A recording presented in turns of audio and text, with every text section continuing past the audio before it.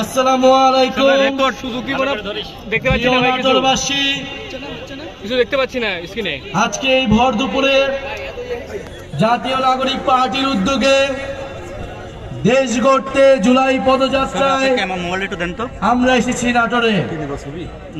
প্রিয় নাটোরবাসী, আপনারা জানেন এই নাটোরে জুলাই গণ অভ্যুত্থানের ৮ জন শহীদ রয়েছেন। তাদের মধ্যে ৫ জন শহীদকে এই নাটোরেই মৃত্যুবরণ করতে হয়েছিল।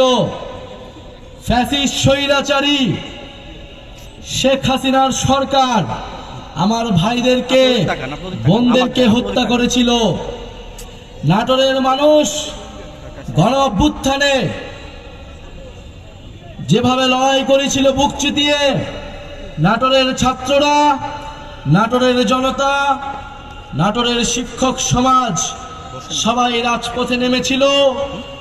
সকলের ঐক্যবদ্ধ প্রচেষ্টার মাধ্যমে আমরা ফ্যাসিবাদকে হটাতে সক্ষম হয়েছিলাম।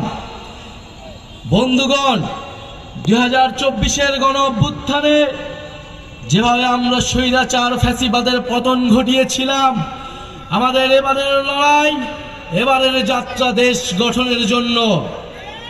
কারণ আমরা স্পষ্টভাবেই বলেছি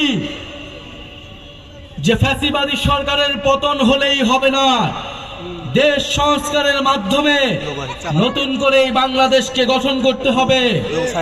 এমন একটি বাংলাদেশ গঠন করতে হবে যেখানে গণতন্ত্র থাকবে, যেখানে সমতা থাকবে, যেখানে ইনসাফ থাকবে।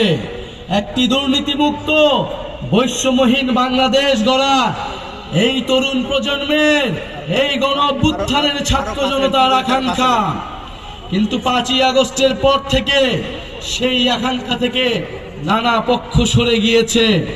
আমরা আজকেও শুনতে পেয়েছি আমাদের নাটোরের এই কর্মসূচিতে ন্যাক্কারজনকভাবে বাধা দেওয়ার চেষ্টা করা হয়েছে, আমাদের ব্যানার ছিঁড়ে ফেলা হয়েছে। হুঁশিয়ারি দিতে চাই, মাত্র 1 বছর আগের ঘটনা।